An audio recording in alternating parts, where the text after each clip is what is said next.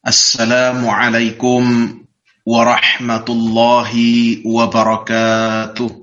Alhamdulillah, alhamdulillahi rabbil alamin, mudabbiril khalaiqi ajma'in, ba'ithir rusuli, salawatullahi wa salamuhu alaihim, lihidayatin nasi wa bayani syara'i'id din.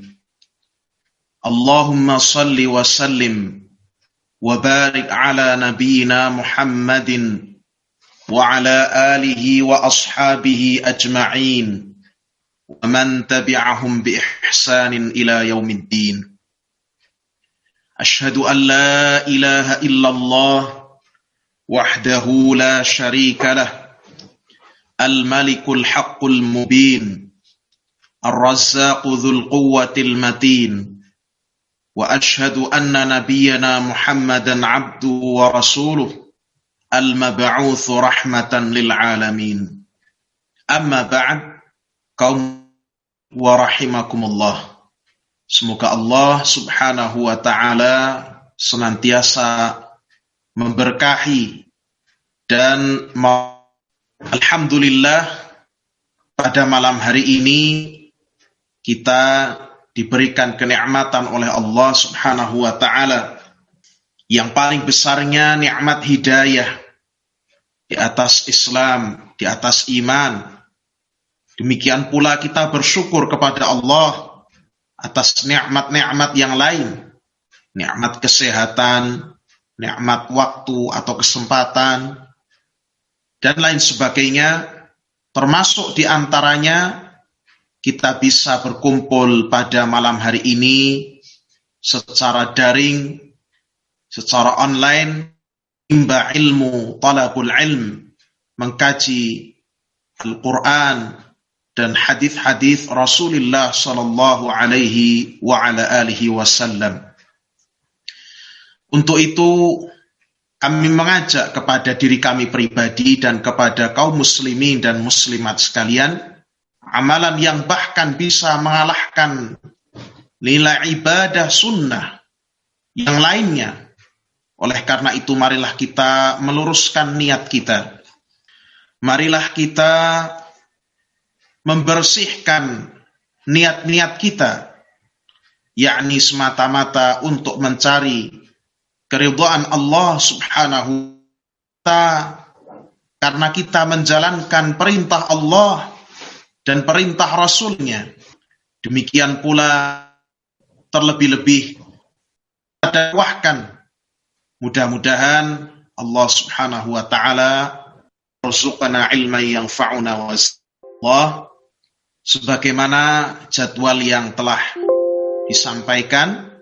Pada malam hari ini kita akan mengkaji, meneruskan kuliah atau kajian kita dari kitab Al-Kalimut Thayyib, karya seorang imam, ulama besar, Syekhul Islam Ibnu Taimiyah rahimahullahu ta'ala. Kita sampai pada bab tentang zikir-zikir yang dibaca pada pagi dan petang. Zikrullahi ta'ala tarafayin nahar. Bab tentang zikrullah, zikir-zikir kepada Allah pada dua penghujung siang, yakni pada pagi dan pada petang hari. Dan alhamdulillah kita telah menemukan terjemahan dari buku Al-Kalimut Thayyib ini dan telah kita bagikan tautannya di grup sehingga bisa diakses oleh kaum muslimin sekalian. Kita sampai kepada hadis yang nomor 20. Yakni kalau di buku terjemahan pada halaman ke-26. Ya, pertama kita akan baca dulu teks Arabnya. Hadis nomor 20. Wa dzakara Abu Hurairah radhiyallahu taala anhu, dan disebutkan oleh Abu Hurairah radhiyallahu taala anhu. Abu Hurairah ini seorang sahabi, seorang sahabat yang banyak sekali meriwayatkan hadis dari Nabi Shallallahu Alaihi Wasallam. Nama aslinya menurut Al-Imam Nawawi, sebagaimana dalam Riyadhus Shalihin, nama aslinya adalah Abdurrahman bin Sakhr. Nama asli Abu Hurairah adalah Abdurrahman bin Sakhr dan dijuluki sebagai Abu Hurairah. Wa dzakara Abu Hurairah 'anin Nabi sallallahu alaihi wasallam. Abu Hurairah menyebutkan dari Nabi sallallahu alaihi wasallam annahu kana yu'allimu ashabahu yaqul idza asbaha ahadukum falyaqul Allahumma bika asbahna wa bika amsayna wa bika nahya wa bika namutu wa ilaikan nusyur wa idza amsa falyaqul Allahumma bika amsayna wa bika asbahna wa bika nahya wa bika namutu wa ilaikal masir. Abu Hurairah radhiyallahu taala anhu menyebutkan bahwa Rasulullah sallallahu alaihi wasallam mengajarkan kepada para sahabatnya. Beliau bersabda, jika salah seorang di antara kalian masuk waktu pagi, maka bacalah Allahumma bika asbahna wa bika amsayna wa bika nahya wa bika namutu wa ilaikan nusyur. Saya ulang, Allahumma bika asbahna wa bika amsayna wa bika nahya wa bika namutu wa ilaikan nusyur. Ini di waktu pagi. Yang artinya, ya Allah, dengan rahmat dan pertolongan-Mu kami memasuki waktu pagi. Dan dengan rahmat dan pertolongan-Mu kami memasuki waktu sore hari. Dan dengan rahmat dan pertolongan-Mu kami hidup dan juga kami mati. Dan kepada Engkaulah kami akan dibangkitkan kembali. Dan apabila memasuki waktu sore, kata Nabi alaihi salatu wassalam, bacalah Allahumma bika amsayna wa bika asbahna wa bika nahya wa bika namutu wa ilaikal masir. Saya ulang, Allahumma bika amsayna wa bika asbahna wa bika nahya wa bika namutu wa ilaikal masir. Ya Allah, dengan rahmat dan pertolongan-Mu atau dengan-Mu kami memasuki waktu sore. Dan dengan-Mu kami memasuki waktu pagi. Dan dengan-Mu kami hidup. Dengan-Mu pula kami mati. Dan kepada Engkaulah kami akan kembali.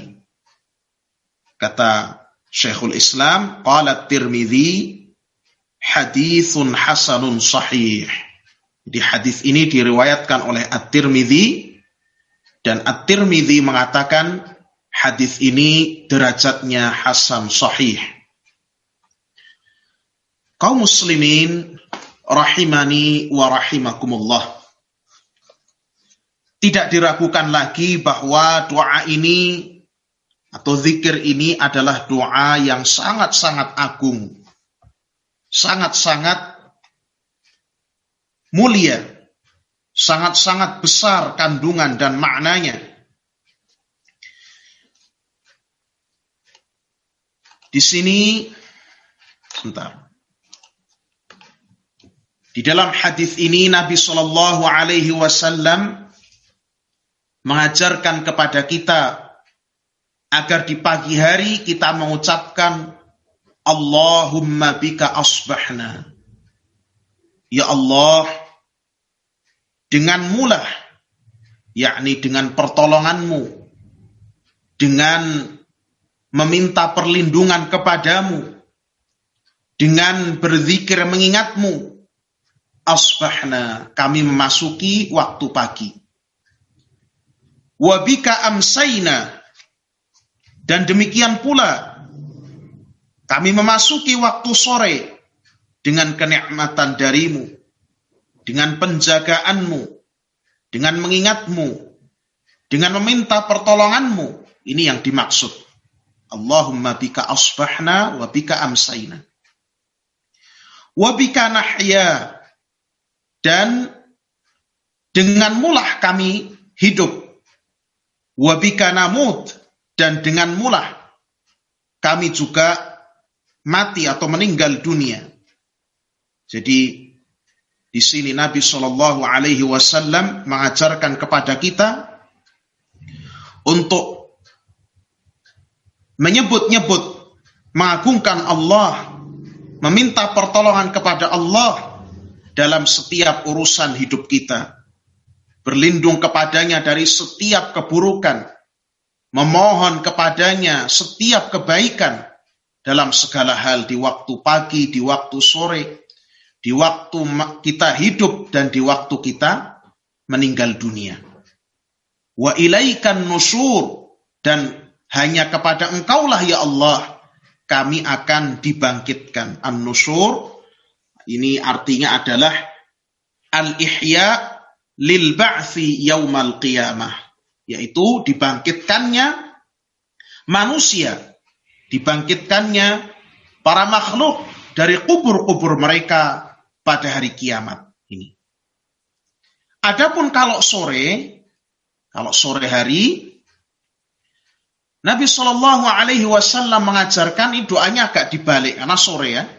Allahumma bika amsayna, ya Allah, denganmu lah, dengan pertolonganmu, dengan kenikmatan darimu, dengan penjagaanmu, dan seterusnya, kami memasuki waktu sore. Wabika asbahna, dan dengan penjagaanmu, dengan pertolonganmu, dengan kenikmatanmu, dengan meminta perlindunganmu, ya Allah, asbahna, kami memasuki waktu pagi. Wabika nahya, dan denganmu pula kami hidup. Kami senantiasa butuh pertolonganmu ya Allah di setiap urusan-urusan kehidupan kami, di setiap langkah yang kami tempuh dalam kehidupan kami. Wabika namut, dan denganmu lah kami meninggal dunia. Di atas agamamu kami meninggal dunia, dan kami meminta perlindunganmu dari azabmu ketika kami meninggal dunia. Kami mohon penjagaanmu dari segala siksa di akhirat. Wa ilaika al-masir, dan kepada Engkaulah ya Allah kami akan dikembalikan. Ya.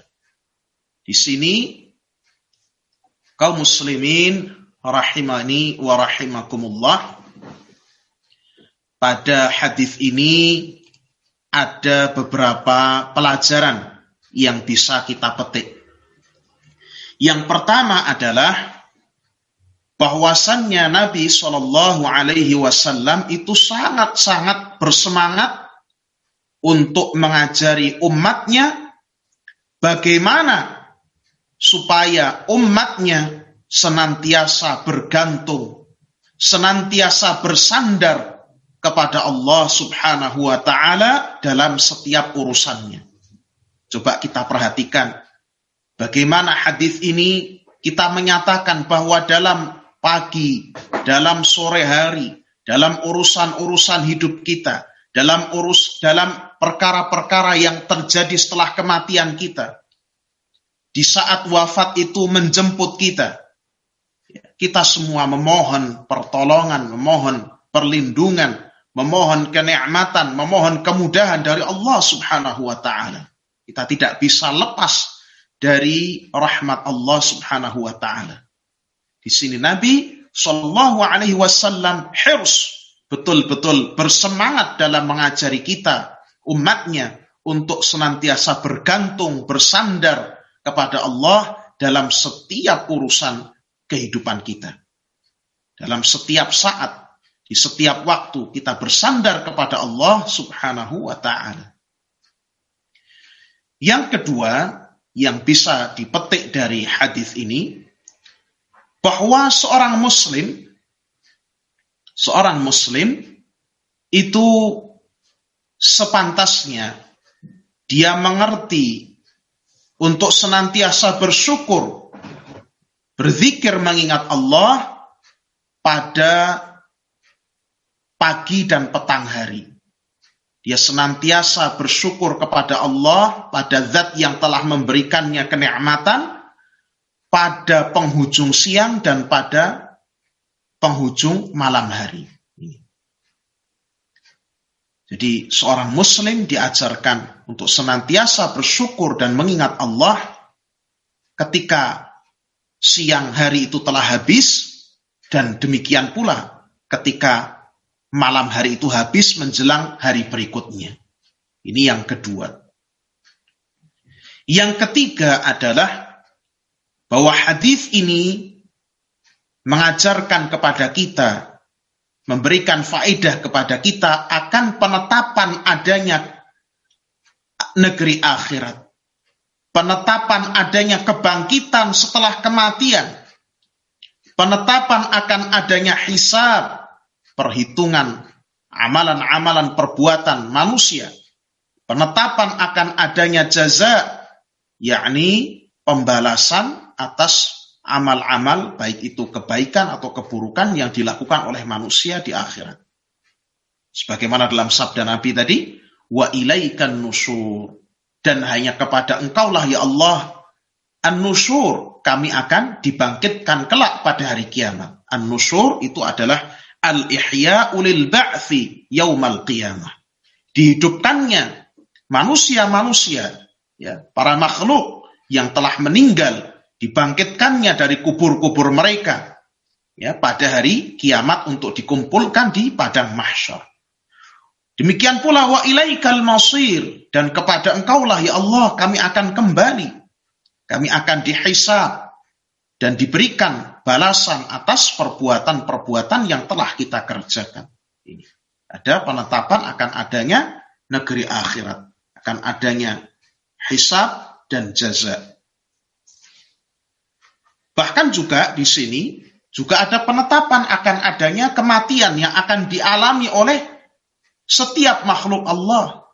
Kullu nafsin dha'iqatul maut. Setiap jiwa pasti akan merasakan al-maut. Innaka mayyitun wa innahum mayyitun. Sesungguhnya engkau wahai Muhammad pasti akan meninggal. Demikian pula mereka, yakni umatmu, baik yang kafir maupun yang beriman, juga pasti akan meninggal. Jadi Al-Quran menetapkan bahwasannya kematian pasti akan menimpa siapapun yang bernyawa, siapapun dari makhluk-makhluk Allah Subhanahu wa Ta'ala. Sehingga apabila kita mendengar ada khurafat bahwa orang-orang sakti zaman dulu itu mereka tidak mati, misalnya. Orang-orang sakti zaman dulu tidak mati, ya. Kemudian berubah menjadi apa yang disebut orang sebagai jenglot. Itu sangat keliru sekali. Sangat-sangat keliru sekali. Ini akidah kufur. Ya, akidah yang kufur, yang tidak benar seperti ini. Semua yang berjiwa akan merasakan al-maut, akan mendapati kematian. Yang keempat, kaum muslimin wal muslimat, kalau kita cermati pada doa yang diajarkan Nabi SAW ini, ketika pagi kita mengatakan Allahumma bika asbahna, wa bika amsayna, wa bika nahya, wa bika namutu, wa ilaikan nusyur. Ya Allah, denganmu kami memasuki waktu pagi, denganmu kami memasuki waktu sore, Denganmu kami hidup, denganmu kami mati, dan kepada engkau kami akan dibangkitkan. Ini kalau pagi an-nusyur, wa ilaikan nusyur. Kepada engkaulah kami akan dibangkitkan. Tapi kalau sore, lafadznya berubah. Wa ilaikal masir. Kepada engkaulah ya Allah, kami akan dikembalikan. Kami akan kembali. Ada hikmah yang dijelaskan oleh para ulama di balik hal ini. Hikmahnya adalah karena seseorang itu ketika waktu pagi, ketika dia memasuki waktu pagi, bangun tidur, memasuki waktu pagi, berkegiatan, itu seolah-olah atau serupa dengan bangkitnya seseorang dari kematiannya. Ketika seorang bangun tidur, itu serupa dengan bangkitnya seseorang dari kematiannya. Adapun sore hari, petang hari, ketika seorang dari aktivitasnya, dari kehidupannya, dia beranjak untuk tidur, seolah-olah itu dia menuju kepada wafatnya, menuju kepada kematiannya. Sebagaimana juga kita diingatkan dalam doa ketika akan tidur dan bangun tidur. Ketika bangun tidur doanya, Alhamdulillahilladzi ahyana ba'dama amatana wa ilaihin nusyur. Segala puji bagi Allah yang telah menghidupkan kami setelah mematikan kami. Ba'dama amatana, setelah mematikan kami. Segala puji bagi Allah yang telah menghidupkan, maksudnya kita ba'dama amatana. Setelah kita diwafatkan, dimatikan oleh Allah. Wafat yang kecil, kematian kecil. Al-wafatus sughra, al-mautatus sughra. Tidur itu al-mautatus sughra.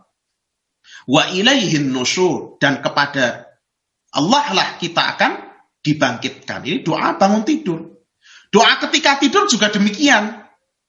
Bismika Allahumma amutu wa ahya. Ini di Sahih Bukhari. Yang betul seperti ini. Amutunya didahulukan. Bismika Allahumma amutu wa ahya. Dengan namamu ya Allah, kami mati. Mati itu di sini maksudnya apa? Tidur. Wa ahya. Dan kami hidup atau bangkit kembali. Ini bangun lagi dari tidur kita. Ini sebagaimana yang difirmankan Allah dalam Quran surat Az-Zumar. Allahu yatawaffal anfusa hina mautiha. Wallati lam tamut fi manamiha. Allah lah yatawaffal anfusa, yang akan mewafatkan.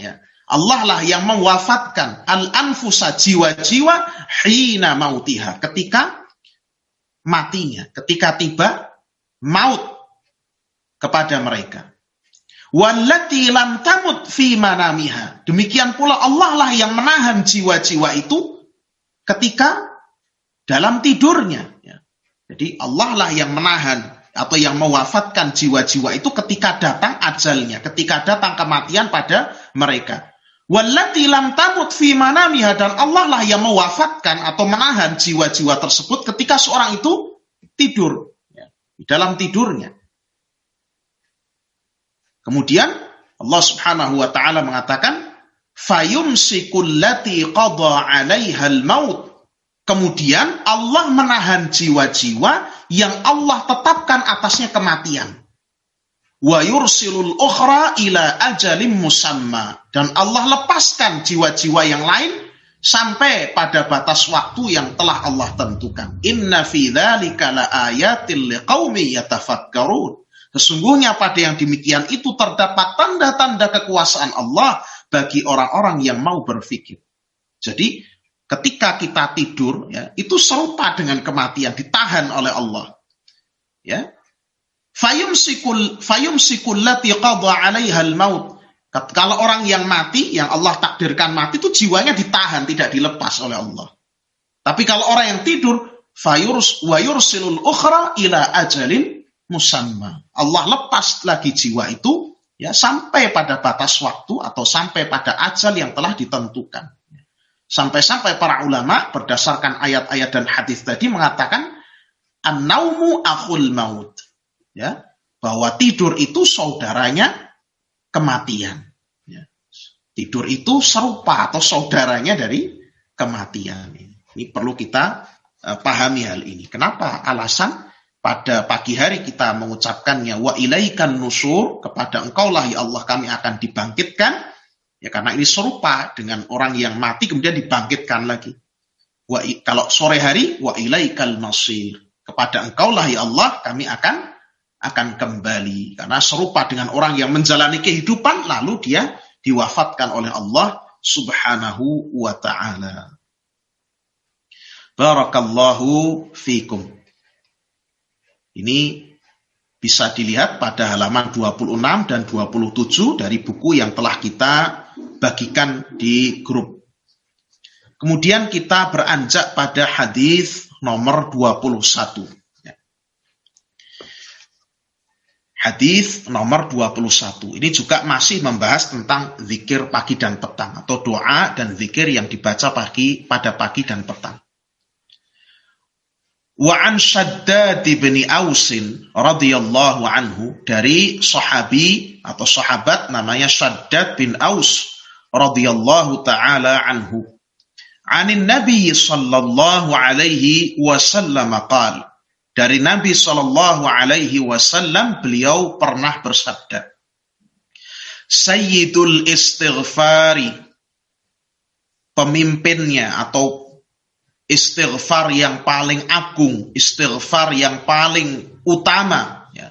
Pemimpinnya istighfar, pemukanya, penghulunya istighfar adalah Allahumma anta rabbi, la ilaha illa anta, khalaqtani wa ana abduka, wa ana ala ahdika wa wa'dika mastata'tu, a'udzu bika min syarri ma sana'tu, abu'u laka bi ni'matika 'alayya wa abu'u bi dhanbi faghfir li fa innahu la yaghfiru dzunuba illa anta.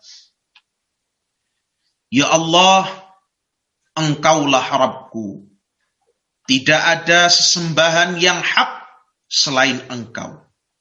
Engkaulah yang telah menciptakan aku, dan aku adalah hambamu. Aku berada di atas perjanjian denganmu, dan janji-janji darimu, sesuai atau sebatas kemampuanku.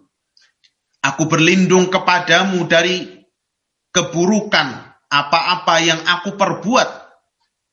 Aku kembali kepadamu, aku mengakui kepadamu atas nikmat-nikmat yang telah engkau berikan kepadaku.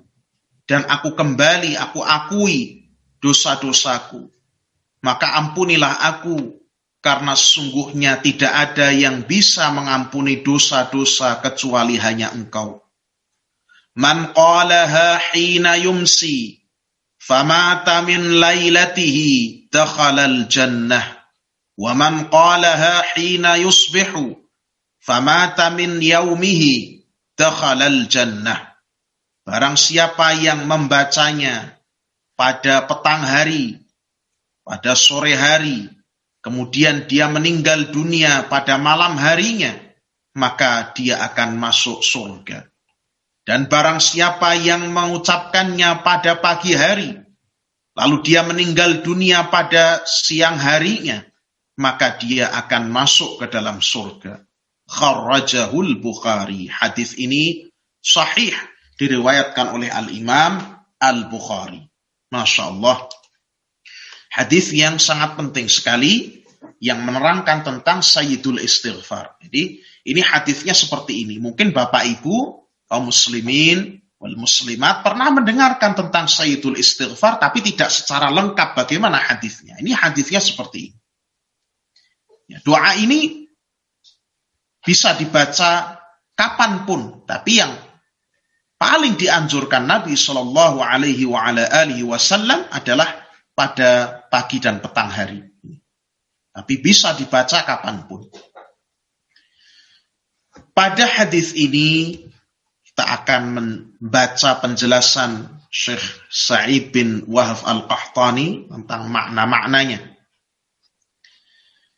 Pada hadis ini kita diajarkan oleh Nabi Shallallahu Alaihi Wasallam membaca Allahumma anta Rabbi. Ya Allah, ya Allahumma itu artinya ya Allah. Anta Rabbi, sesungguhnya engkaulah Rabbku. Yang namanya Rabb itu kita telah mengetahui artinya yang menciptakan, yang menguasai, yang mengatur, yang memberi rizki, itulah Rabb. Engkaulah ya Allah, Rabbku satu-satunya. Kata Rabb itu bisa dipakai untuk selain Allah asalkan dengan idhofah, disandari dengan kata yang lain. Misalnya Rabbul Bait, pemilik rumah. Rabbul Bait, Rabbud Dar, Rabbud Dar, pemilik rumah, pemilik dari suatu gubuk, itu boleh. Tapi kalau dimutlakkan, Ar-Rabb dengan alif lam, Ar-Rabb itu adalah untuk Allah, tidak boleh untuk yang lain. Demikian pula apabila diidhafahkan kepada hal-hal yang hanya menjadi milik Allah, misalnya Rabbul Alamin, Rabb yang menguasai, yang mengatur, yang menciptakan, yang memberi rizki kepada al-alamin, kepada seluruh alam, kepada seluruh alam semesta. Demikian pula Rabbus samawati wal ard, Rabb yang memiliki, merajai, menguasai, menciptakan, memberi rizki pada langit dan bumi. Itu juga hanya boleh bagi Allah subhanahu wa ta'ala. Ini. La ilaha illa anta. Tidak ada zat yang patut diibadahi kecuali engkau. Tidak ada sesembahan yang hak kecuali engkau, ya Allah. Sesembahan-sembahan orang itu banyak. Tapi yang benar, sesembahan yang hak, yang betul-betul patut diibadahi itu hanya Allah. Adapun yang lain adalah sesembahan yang batil, sembahan-sembahan yang tidak patut diibadahi karena tidak memiliki hak ubudiyah, tidak punya hak untuk disembah sama sekali. Karena semua yang dijadikan sembahan-sembahan selain Allah itu hanyalah makhluk-makhluk atau mungkin hanya khayalan-khayalan yang dibuat oleh manusia. Ada yang tangannya 1000, ada yang badannya warnanya ungu seperti Dewa Wisnu, ada yang nyembah batu yang tidak bisa apa-apa, ada yang nyembah gunung, ada yang nyembah katanya penguasa lautan. Semuanya itu makhluk atau hanya khayalan-khayalan yang dibuat-buat oleh manusia. Akhirnya ya tidak ada yang betul. Kalau Bapak Ibu mencermati kisahnya Dewa Wisnu, itu Dewa Wisnu itu pernah tidurnya itu di atas ular, kemudian ular itu berada di atas seperti samudera begitu. Ketika ada orang yang mendekati mengganggu Dewa Wisnu, maka Dewa Wisnu itu dari hidungnya menyemburkan sesuatu, terus habis itu jadilah makhluk ini dan makhluk itu. Itu kisah sangat aneh dan tidak masuk akal. Itu khayalan-khayalan orang zaman dahulu. Seperti misalnya Dewa Zeus, ada Neptunus dan lain sebagainya, itu khayalan-khayalan orang zaman dahulu. Sebagiannya lagi hanyalah makhluk-makhluk yang tidak pantas diibadahi. Dan dengannya kita mengetahui yang patut untuk diibadahi, disembah dengan segala bentuk ibadah hanya Allah subhanahu wa ta'ala. Ini. Khalaqtani wa ana abduk. Khalaqtani wa ana abduka. Engkaulah ya Allah yang telah menciptakan aku. Dan aku ini adalah hambamu. Ini sebagaimana firman Allah, hal min khaliqin ghairullah. Apakah ada di sana pencipta selain Allah? Ya. Kita mengakui dalam doa ini bahwa Allah lah yang telah menciptakan kita. Dan aku ini adalah hambamu ya Allah. Aku tidak menyekutukan sesuatu apapun dengan denganmu. Maka kalau di dalam Sahih Bukhari disebutkan sebuah hadis bahwa Rasulullah Shallallahu Alaihi Wasallam pernah ditanya, "Ayyu dzambi a'zamu 'indallah?" Dosa manakah yang paling besar wahai Rasulullah di sisi Allah? Jawab Nabi Shallallahu Alaihi Wasallam, "An taj'ala lillahi niddan wa huwa khalaqaka." Dosa yang paling besar di sisi Allah Subhanahu wa taala adalah engkau menjadikan tandingan-tandingan bagi Allah. Engkau jadikan sembahan-sembahan lain selain Allah, sementara Allah lah yang telah menciptakanmu. Jadi pada kata khalaqtani wa ana 'abduka ini ada pengakuan, ya Allah, engkaulah yang telah menciptakan aku, maka aku ini adalah hambamu ya Allah, tidak ada yang aku ibadahi kecuali engkau. Ini maknanya. Kemudian yang berikutnya, wa ana ala ahdika, dan aku senantiasa berada di atas janji-janji atau perjanjian denganmu. Apa yang dimaksud perjanjian denganmu di sini? Yang dimaksud adalah perjanjian agar kita mentauhidkan Allah. Perjanjian agar kita senantiasa mentaati Allah. Sebagaimana disebutkan di dalam surat Al-A'raf ayat 172. Wa idh akhadha rabbuka min bani adama min zuhurihim dzurriyyatahum wa ashhadahum ala anfusihim alastu bi rabbikum qalu bala syahidna. Dan ingatlah ketika Rabbmu, ketika Allah Subhanahu wa ta'ala mengeluarkan dari tulang sulbi Bani Adam, keturunan mereka, dan mengambil kesaksian mereka atas jiwa-jiwa mereka. Alastu bi rabbikum, bukankah aku ini Rabb kalian? Qalu, mereka mengatakan, bala syahidna. Benar demikian ya Allah, dan kami mempersaksikannya. Jadi janji kita kepada Allah adalah janji untuk mentauhidkan Allah, beriman kepada Allah, mentaati Allah. Sebagaimana juga kita mengetahui di dalam surat Az-Zariyat Allah berfirman, "Wa ma khalaqtul jinna wal insa illa liya'budun." Dan tidaklah aku menciptakan jin dan manusia melainkan agar mereka hanya beribadah kepadaku, atau melainkan agar mereka beribadah hanya kepadaku, itu yang lebih tepatnya. Ya. Tidaklah aku menciptakan jin dan manusia, kata Allah, kecuali agar mereka beribadah hanya kepadaku. Itu yang dimaksud. Jadi beribadahnya hanya kepada Allah. Inilah janji yang diambil oleh Allah kepada kita. Wa wa'dika, wa ana ala ahdika wa wa'dika. Aku senantiasa ada di atas perjanjian denganmu dan janji-janjimu. Janji-janjimu di sini, janji-janji Allah, yakni janji-janji yang Allah berikan kepada kita tatkala kita mentauhidkannya, tatkala kita mentaatinya. Yakni janji Allah kita dimasukkan ke dalam surga. Innaman mata la yusyriku billahi syai'an. Sesungguhnya orang yang meninggal dalam keadaan tidak menyekutukan Allah dengan suatu apapun. Wa adda maftaradu alaih, dan dia menunaikan apa-apa yang difardukan kepadanya.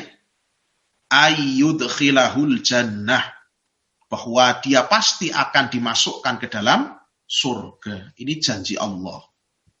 Ya. Mastata'tu, sebatas kemampuanku, yakni aku melaksanakan ketaatan, melaksanakan janji-janji denganmu sebatas atau sekuat tenagaku. Mastata'tu. A'udzu bika min syarri ma sana'tu. Aku berlindung padamu ya Allah dari kejahatan, dari keburukan apa yang aku kerjakan. Artinya di sini kita memohon perlindungan pada Allah dari akibat buruk dosa-dosa yang kita kerjakan. Karena dosa-dosa itu akibat buruknya banyak. Entah itu disempitkan rezeki, entah itu disesatkan oleh Allah, entah itu digiring kepada dosa yang lainnya, entah itu ditimpakan kesulitan-kesulitan dan lain sebagainya. Jadi di sini di Sayyidul Istighfar ini kita sekaligus memohon kepada Allah perlindungannya dari dampak-dampak buruk dosa-dosa yang kita kerjakan. Abu'u laka bi ni'matika alayya. Aku mengakui ya Allah kepadamu atas nikmat-nikmatmu yang engkau anugerahkan kepadaku. Allati la tu'addu wa la tuhsa. Yang nikmat-nikmat itu sama sekali tidak ada seorang pun yang bisa menghitungnya, tidak ada seorang pun yang bisa mengumpulkannya. Artinya tidak ada yang bisa mengetahui nikmat-nikmat itu secara rinci. Karena saking banyaknya nikmat-nikmat Allah itu. Wa abu'u bidzambi, dan aku mengakui kepadamu ya Allah dosa-dosaku.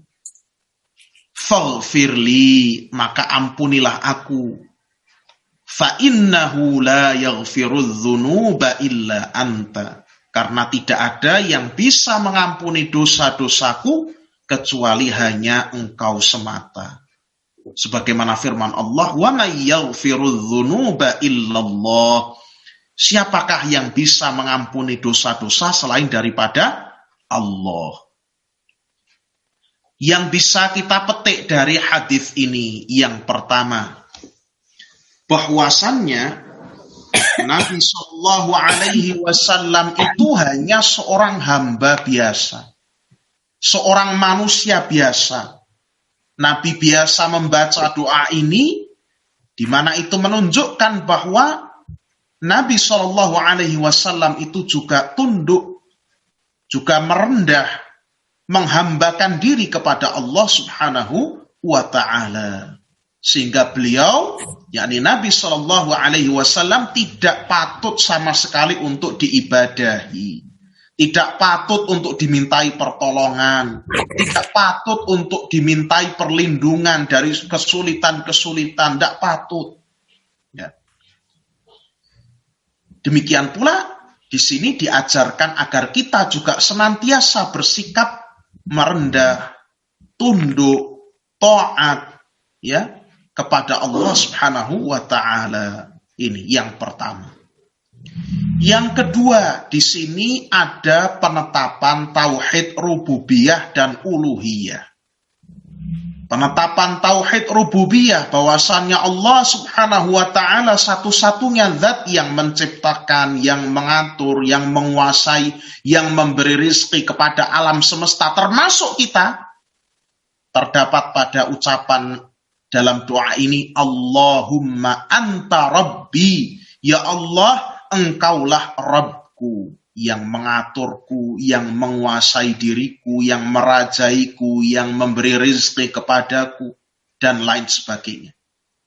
Adapun penetapan tauhid uluhiyah, yakni bahwasannya yang berhak untuk diibadahi hanya Allah, terdapat pada lafaz la ilaha illa anta. Tidak ada yang patut untuk disembah, diibadahi, kecuali hanya engkau ya Allah.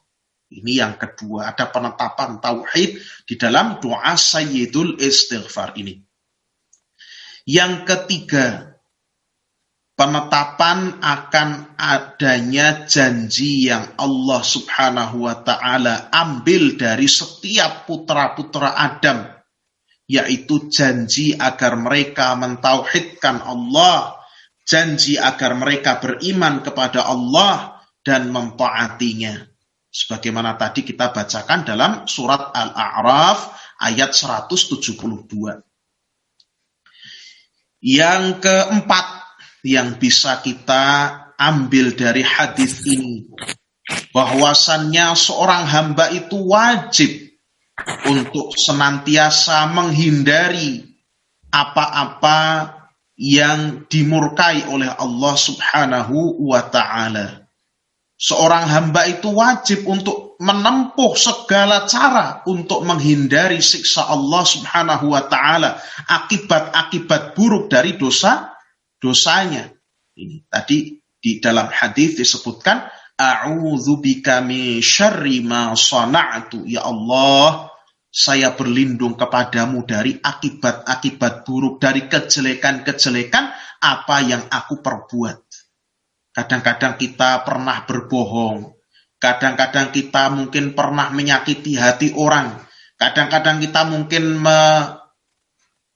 mengucapkan suatu ucapan atau berbuat yang bisa mengadu domba antara dua orang atau lebih. Itu efek-efek buruknya kadang-kadang kita tidak tahu. Ini. Kadang-kadang tangan kita dengan mudahnya kita memposting suatu tulisan yang kita tidak tahu bagaimana keabsahan tulisan tersebut. Apakah tulisan itu bermanfaat atau tidak? Apakah tulisan tersebut benar isinya atau tidak? Terlebih-lebih lagi terkait dengan urusan agama. Kita meminta perlindungan pada Allah dari keburukan-keburukan ini. Ya, kadang-kadang misalnya seorang guru agama mengajarkan kepada murid-muridnya. Kemudian murid karena gurunya tidak sabar, murid-muridnya digebleki satu-satu. Dipukul tangannya. Siapa tahu muridnya tersebut karena sikap kasar dari gurunya, wal'iyadzubillah, terus kemudian benci terhadap ilmu agama. Ini dampak buruk yang kadang-kadang kita tuh tidak memikirkan. Orang yang jiwanya bersih, dia senantiasa takut kepada Allah Subhanahu wa ta'ala. Memohon perlindungan Allah dari hal-hal semacam ini. Yang kadang-kadang dia tidak berpikir. Itulah kenapa Islam mengajarkan kepada kita untuk senantiasa berhati-hati. Berpikir sebelum kita bertindak atau berucap. Karena kadang-kadang efek negatifnya itu ya beruntun kemana-mana. Wal'iyadzubillah. Yang kelima, al-isti'adzatu min sayyi'atil a'mal. Di sini kita berlindung kepada Allah Subhanahu wa ta'ala dari amal-amal yang buruk. Yang keenam, al-ajrul 'azimu liman qala hadza ad-du'a'i muqinan bihi. Adanya pahala yang besar bagi orang yang membaca doa ini disertai keyakinan atasnya. Jadi diresapi, diyakini. Bukan sekedar diucapkan, tidak tahu isinya, tapi diresapi, tahu isinya sambil meyakini apa yang diucapkannya. Karena ini persaksian tauhid, permohonan ampunan pada Allah, ini diresapi, diyakini betul-betul. Tadi pahalanya disebutkan dalam hadis, barang siapa mengucapkan sayyidul istighfar ini hina yumsi, ketika sore hari, famata min lailatihi, lalu dia meninggal dunia di malam harinya, dakhalal jannah, maka dia pasti masuk surga. Wa man qalaha hina yusbih, dan barang siapa yang mengucapkannya pada pagi hari, famata min yaumihi, lalu dia meninggal dunia pada siang harinya, dakhalal jannah, dia masuk surga. Ini hadis riwayat Imam Al-Bukhari. Ini hadis yang sahih. Sehingga juga mengingatkan kita, mendorong kita untuk membacanya, menjaganya. Kemudian yang ketujuh, bahwa doa ini dinamai sendiri oleh Nabi Shallallahu Alaihi Wasallam sebagai Sayyidul Istighfar. Tadi di awal hadis Nabi mengatakan, ala adulluka ala Sayyidil Istighfar. Maukah aku tunjukkan kepada puncaknya, kepada pemimpinnya istighfar, istighfar yang paling utama. Jadi Nabi sendiri Shallallahu Alaihi Wasallam yang menyatakan ini adalah istighfar yang paling bagus. Kenapa? Alasannya, hikmahnya apa? Dijelaskan oleh Syekh Sa'id Al-Qahtani di sini. Karena istighfar ini mengandung makna-makna yang mencakup pengakuan atas tauhid, rububiyah dan uluhiyah, mencakup pengakuan atas dosa-dosa dan kekurangan, termasuk pengakuan atas kenikmatan yang diberikan oleh Allah Subhanahu wa taala kepada kita. Di sini juga mencakup ungkapan perendahan diri kepada Allah Subhanahu wa taala dan lain sebagainya dari hikmah-hikmah yang mungkin kita belum mengetahui. Ini kenapa di sini disebut Sayyidul Istighfar. Ini. Jadi kita pada hari ini sudah mendapatkan dua. Yang pertama tadi Allahumma bika asbahna wa bika amsayna wa bika nahya wa bika namutu wa ilaikan nusyur, ini pada pagi hari. Kemudian pada sore hari Allahumma bika amsayna wa bika asbahna wa bika nahya wa bika namutu wa ilaikal masir. Ini hadis nomor 20. Kemudian Sayyidul Istighfar, doanya sama, pagi sore sama ini. Allahumma anta rabbi la ilaha illa anta khalaqtani wa ana abduka wa ana ala ahdika wa wa'dika mastata'tu a'udzu bika min syarri ma sana'tu abu'u laka bi ni'matika alayya wa abu'u laka bi dzambi atau wa abu'u bi dzambi faghfirli fa innahu la yaghfiru dzunuba illa anta. Kita dapat dua ini. Masih ada banyak sekali di sini. Ya, kita mungkin baca sedikit. Hadis nomor 22. Ya, betul. Hadis nomor 22. Wa an Abi Hurairah radhiyallahu anhu. Dari Abu Hurairah radhiyallahu anhu.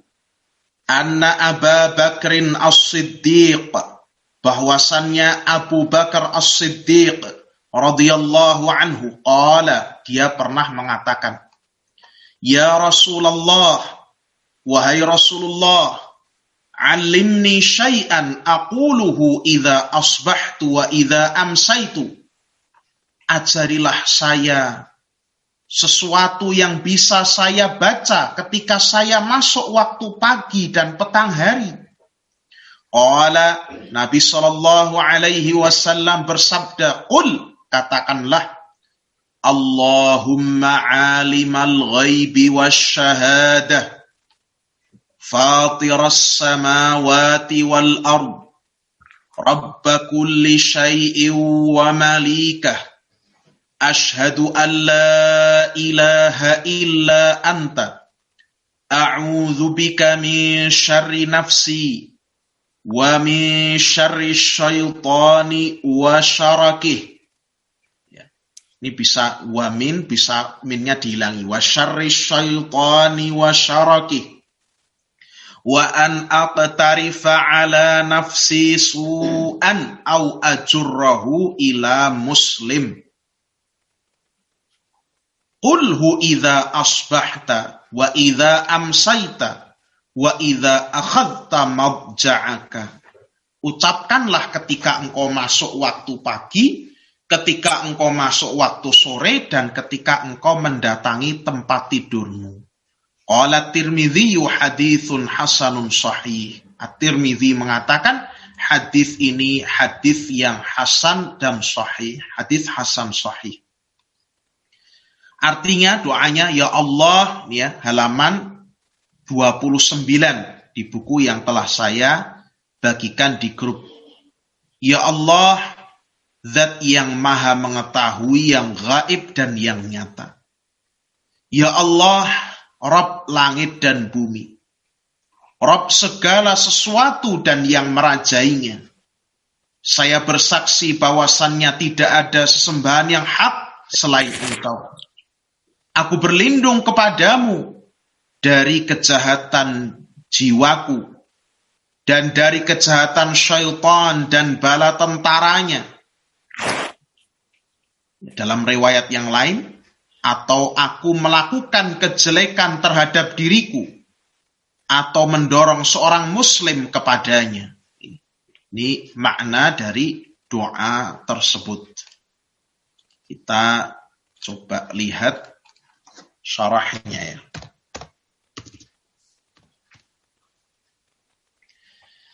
Sini Syekh Sa'id menjelaskan, dalam doa ini kita diajarkan membaca Allahumma alimal ghaibi wasyahadah. Ya Allah, zat yang maha mengetahui yang gaib dan yang nyata. Yang gaib yaitu perkara-perkara yang tidak nampak dari seorang hamba. Perkara-perkara yang tersembunyi. Misalnya, kapan seorang itu akan meninggal. Perkara-perkara yang tidak dia ketahui kapan seorang akan menikah kalau dia belum menikah. Kalau dia mengandung anaknya akan seperti apa, ini perkara gaib. Termasuk kenikmatan apa yang akan menimpa, yang akan diberikan pada dirinya, yang akan dia jumpai pada esok hari. Kejelekan apa yang bisa jadi dia jumpai pada esok hari, ini semua perkara gaib yang tidak diketahui oleh seorang hamba. Yang tidak diketahui oleh manusia atau para makhluk. Asy-syahadah, yakni perkara-perkara yang nyata, yang nampak, yaitu yang orang bisa tahu, ya, yang orang bisa melihatnya. Oh, di perumahan misalnya ada sekian RT, ada sekian RW, rumahnya rumahnya Pak Jam'an di samping lapangan, itu orang tahu, ya. Semua ini baik yang gaib, yang nyata, secara detail maupun secara global, Allah mengetahuinya. Allahumma alimal ghaibi wasyahadah. Ya Allah, zat yang maha mengetahui yang gaib dan yang nyata. Ya. Yang tidak nampak oleh manusia Allah tahu. Jadi jangan takut kalau kita lewat kuburan, kita merasa takut lewat jembatan yang angker, kita lewat terowongan, kita lewat jalan tol yang katanya di situ ada penunggunya. Jangan takut karena kita adalah hamba yang menyembah Allah Subhanahu wa taala yang mengetahui yang gaib dan yang nyata. Ya. Allahumma alimal ghaibi wasyahadah fatiras samawati wal ard, yang menciptakan langit dan bumi. Ya. Yang menciptakan langit dan bumi serta segala apa yang ada di dalam keduanya. Rabba kulli syai'in wa malikah. Rabb yang menguasai, yang mencipta, yang mengatur, yang memberi rizki, yang merajai segala sesuatu. Min insin wa jinnin wa malaikatin wa jamadatin wa ghairi dhalika jami'il makhluqat. Rabbnya manusia, jin, malaikat, benda-benda mati, dan seluruh makhluk. Itulah Allah Subhanahu wa ta'ala yang menguasai semuanya. Tidak usah takut, kita ini hamba Allah. Hambanya yang menguasai segala sesuatu kok takut. Tetap berlindung kepada Allah Azza wa Jalla. Yarhamukallah. Ashhadu an la ilaha illa anta. Saya bersaksi bahwasannya tidak ada zat yang patut diibadahi kecuali Engkau. A'udzubika, aku berlindung kepadamu ya Allah, min syarri nafsi, dari kejahatan atau dari kejelekan jiwaku. Ini karena jiwa itu menyeret kepada hal-hal yang buruk, ya. Innan nafsa la ammaratum bisu illa ma rahima rabbi. Sesungguhnya an-nafs, jiwa itu, la ammaratun bisu, ya, sungguh memerintahkan kepada hal-hal yang buruk, illa ma rahima rabbi, kecuali apa-apa yang dirahmati oleh Tuhanku. Jadi kita berlindung dari kejahatan, keburukan jiwa kita. Wa min syarri syaitan, dan dari kejahatan syaitan. Wa syarakih, ini bisa dibaca wa syirkihi, dan bisa dibaca wa syarakih. Saya pernah mendapatkan faidah yang berharga dari Syekh Zakaria bin Shu'aib Al-Adani hafizahullah ketika beliau datang ke Yogyakarta pada tahun 2019. Beliau mengatakan ketika menjelaskan doa ini, ketika kita membaca wasyaraki, a'udzu bika min syarri syaitani wasyaraki, aku berlindung padamu ya Allah dari kejahatan syaitan dan syaraki itu artinya khutuwati, dari kejahatan syaitan dan jalan-jalan atau dari perangkap-perangkapnya syaitan, dari jalan-jalan yang jalan-jalannya syaitan. Kalau dibaca syaraki. Kalau dibaca wasyirkihi, ya, wa min syarri syaitani wasyirkihi, dan dari kejahatan syaitan dan syirkihi itu sekutu-sekutunya, bala tentaranya, bolone syaitan, bolone iblis itu. Ya. Jadi bisa dibaca syaraki, bisa dibaca syirkihi. Ini riwayatnya semuanya ada. A'udzu bika min syarri nafsi, aku berlindung padamu ya Allah dari kejahatan jiwaku. Wa min syarri syaitani wa syirkihi, dan dari kejahatan syaitan dan bala tentaranya. Wa an aqtarifa ala nafsi su'an, dan aku berlindung kepadamu ya Allah dari aku menyeret diriku sendiri ke dalam keburukan. Au ajurrahu ila muslim, atau aku mendorong seorang muslim kepada keburukan tersebut. Ini hadis yang sangat agung, yang sangat tinggi kandungannya, yang sangat penting untuk kita baca. Di sini kita memohon dengan perantaraan ilmu Allah Subhanahu wa taala, memohon kepada Allah dengan mengagungkannya, dengan menyebut bahwasannya dialah yang mengetahui perkara-perkara yang gaib dan yang nyata. Dialah Allah, zat yang menciptakan langit dan bumi. Dialah yang menguasai semua itu. Rabba kulli syai'in wa malikah. Dialah yang menguasai langit dan bumi dan merajainya. Fatiras samawati wal ard. Dialah yang menciptakan langit dan bumi itu. Dan kita berlindung di sini dari kejahatan jiwa kita, dari kejahatan syaitan, dari bala tentaranya, dari kita mendorong diri kita melakukan kejahatan atau menjadi sebab orang lain, ya, sebab orang muslim yang lain melakukan keburukan atau kejahatan tersebut. Ini doa yang juga sangat penting. Dibaca 1 kali pada pagi dan petang hari. Ini kita dapat 3 doa. Mudah-mudahan ini bermanfaat bagi kaum muslimin sekalian. Bisa dilihat di kitab atau buku yang telah saya bagikan linknya, halaman 26 sampai halaman 29. Insyaallah ta'ala pada minggu yang akan datang kita akan teruskan. Ini ada hadis bismillahirrahmanirrahim la yadurru ma'asmihi syai'un fil ardi wala fis sama' wa huwas samiul alim, ini pada hadis yang berikutnya. Jadi ini insyaallah akan kita bahas pada pertemuan yang akan datang. Wallahu ta'ala a'lamu bis-shawab. Dari Pak Amanuddin agak putus-putus. Ya, ini memang tadi ada pemberitahuan di laptop kami, your connection is unstable. Ya. Koneksinya sedang tidak stabil.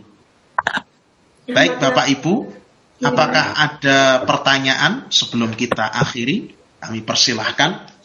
Jam 9. Pak Rahman? Belum. Ya, alhamdulillah. Pak Gianto? Kemana? Pak Jam'an, ini ada Pak Jam'an ini. Bu Nurani Rahayu ini Pak Jam'an. Bu Jam'an dan Pak Jam'an.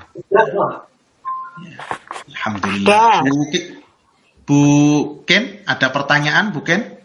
Ada Ustadz, dikit. Gimana Bu? Monggo. Masalah itu pembacaan doa yang misalkan harus 100 kali. Itu kadang-kadang suka lupa, terus saya ngawur aja asal saya tambahin. Itu boleh nggak? Apa itu termasuk bid'ah apa enggak? Oh ya enggak, kalau termasuk bid'ah insya Allah tidak. Ya, jadi memang ada zikir-zikir yang dibaca 100 kali. Seperti la ilaha illallah wahdahu la syarikalah lahul mulku wa lahul hamdu wa huwa ala kulli syai'in qadir. Ini hadisnya telah kita lewati. dibaca pada, kalau tidak keliru pada waktu pagi hari. Ini dibaca 100 kali. Demikian pula istighfar. Ya. Istighfar 100 kali dalam satu hari. Ini boleh saja seorang ya ketika ragu-ragu, kemudian dia tambah sesuai dengan apa yang dia yakini. Ini sangat-sangat diperbolehkan. Sebagaimana seorang dalam sholat. Cuma ini kan zikir yang sunnah, jadi sifatnya lebih longgar. Sebagaimana seorang dalam sholat, ketika seorang itu tidak mengetahui atau ragu-ragu dalam gerakannya, sepertinya ada yang kurang ini. Ya, entah dia itu sudah sholat 4 rakaat atau 3 rakaat, dia tidak tahu. Mana saya sudah 4 atau 3, dia tidak bisa memastikan. Maka yang demikian ini, tuntunannya adalah dia ambil jumlah yang paling sedikit, ya, ambil jumlah 3, kemudian setelah itu, ya, dia tambah lagi 1 rakaat, ya, kemudian nanti dia sujud sahwi 2 kali sebelum salam. Ini bagi orang yang ragu-ragu di dalam salat, ya, seolah merasa ada yang kurang dan dia tidak bisa menentukan. Ini benar-benar sudah 4 atau 3 itu. Ini tuntunannya demikian. Sehingga dalam zikir pun juga seperti ini. Seorang ketika ragu-ragu, dia mungkin ambil jumlah yang paling kecil, kemudian dia tambah. Insya Allah Ta'ala kalau itu lebih tidak ada masalah. Ya, karena tidak dimaksudkan untuk menambah-nambah dari apa yang dituntunkan Rasul alaihi salatu wassalam. Bihasabin niyah, intinya sesuai dengan niatnya, karena kita tidak bermaksud untuk mengada-adakan bid'ah. Wallahu ta'ala a'lam bishawab. Bu, pintar toh? Sami-sami. Bu Pak Rahman, wah ini kelihatan Pak Rahman. Gimana kabar Pak Rahman? Alhamdulillah. Ya. Alhamdulillah. Ya, wah ini masih di rumah Pak Rahman. Insya Allah Ramadan kira-kira mungkin 53 hari lagi Pak Rahman. Ini dari dari reminder di kalender saya 53 hari lagi. Insya Allah. Waduh, ada Pak Widodo Bu. Ada Pak Widodo ternyata. Assalamualaikum Pak Wid. Mic-nya Pak Wid. Suaranya punya. Gimana Pak Wid? Monggo. Halo, nggih. Bisa didengar suaranya? Bisa nyampe atau kurang keras? Mboten saged. Suaranya nyampe enggak? Sampai. Suara saya nyampe enggak? Sampai. Saya itu masih mau minta artinya yang ini, yang antarobi tadi ada sedikit yang belum apal artinya. Allahumma anta rabbi la ilaha illa anta khalaqtani wa ana abduka wa ana ala hadika. Ini mastaqtu a'udzubika. Wa ana ala hadika wa ana ala hadika. Dan saya selalu dalam perjanjian denganmu. Terus setelah itu setelah itu itu kan wa hadika mastaq. Jadi wa ana ala ahdika wa wa'dika itu wa wa'dika mastaqtu itu. Saya terjemahkan lafziyah. Wa ana ala ahdika itu, dan saya senantiasa berada di atas perjanjian denganmu, ya Allah. Perjanjian tadi yang dimaksud adalah perjanjian tauhid, iman, dan ketaatan. Wa wa'dika, dan berada di atas janji-janji darimu. Nah ini kalau janji-janji darimu itu maksudnya adalah janji Allah yang diberikan ketika kita beriman, bertauhid, dan beramal soleh, yaitu surga dan pahala-pahala yang lain yang Allah janjikan. Itu maksudnya demikian. Mastata'tu, sebatas atau sejauh kemampuanku. Sejauh kemampuanku itu. Sejauh kemampuanku. Jadi saya berada senantiasa taat, senantiasa melaksanakan perintahmu, senantiasa beriman, menguatkan keimanan sejauh kemampuanku. Itu yang dimaksud. Memang kalau diterjemahkan putus-putus tadi memang agak kalau di bahasa Indonesia agak wagu, sehingga biasanya dan aku tetap berada selalu dalam perjanjian denganmu sebatas kemampuanku. Sebatas kemampuanku, biasanya gitu itu. Iya. Wallahu ta'ala a'lam bishawab. Matur nuwun Ustaz. Sami Pak Wid. Semoga cepat bisa balik Pak Wid. Atau sudah jangan-jangan ini? Tadi sudah mulai ke masjid tadi. Tapi saya di belakang sendiri mojok. Takutnya nanti pada takut gitu loh. Oh gitu ya. Saya mojok di belakang dulu. Enggak apa-apa ya. Saya misah dulu. Siap. Ya. sudah lebih dari 14 hari ya, tapi tetap untuk jaga perasaan. Saya tengok ke belakang sudah nggak ada tadi. Matur nuwun doanya Ustadz dan semuanya.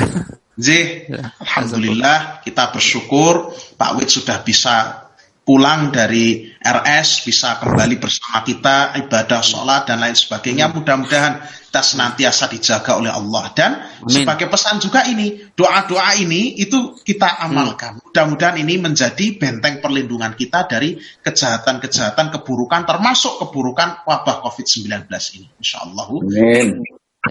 Tadi kok ada buku-buku yang diberikan di grup itu yang dulu itu yang lama itu yang dulu yang saya berikan PDF itu Hisnul Muslim. Di sana juga ada ketika saya sakit atau sebelum. Kalau yang hari ini itu baru saya berikan linknya tadi. Karena kalau saya masukkan bentuk PDF-nya itu besar sekali, sekitar berapa megabyte itu besar. Nah, sehingga saya share linknya itu terjemahan kitab ini tadi, Al-Kalimut Thayyib karya Syekhul Islam Ibnu Taimiyah. Dua kitab tadi bisa dipergunakan, baik yang Hisnul Muslim sama yang kitab Al-Kalimut Thayyib itu dua-duanya bagus. Nah, ini bagus semua. Ini saya nggak bawa contohnya di sini, nanti insya Allah. Itu kalau Hisnul Muslim itu susunannya dia lebih mudah, kenapa? Karena langsung doanya. Kalau ini tadi Al-Kalimut Thayyib itu ada hadisnya. Masing-masing punya kelebihan. Kalau ada hadisnya kita bisa baca, keutamaannya seperti ini, perawinya ini, begini-begini itu lebih bagus. Tapi kalau Hisnul Muslim, karena dia dibawa kemana-mana enteng, itu juga punya kelebihan tersendiri. Dua-duanya insya Allah saya share. Yang tadi baru Al-Kalimut Thayyib, nanti saya share lagi ya Hisnul Muslim. Itu Pak Wid. Ya, makasih Ustaz. Ya. Alhamdulillah. Baik, Bapak Ibu, kita cukupkan sekian. Mudah-mudahan pertemuan kita pada malam hari ini dicatat sebagai amal soleh dan ajari menjadi ilmu yang bermanfaat. Amin. Subhanakallahumma wa bihamdika asyhadu an la ilaha illa anta astaghfiruka wa atubu ilaik. Sallallahu وسلم وبارك على نبينا محمد وعلى آله وصحبه أجمعين. السلام عليكم ورحمة الله وبركاته.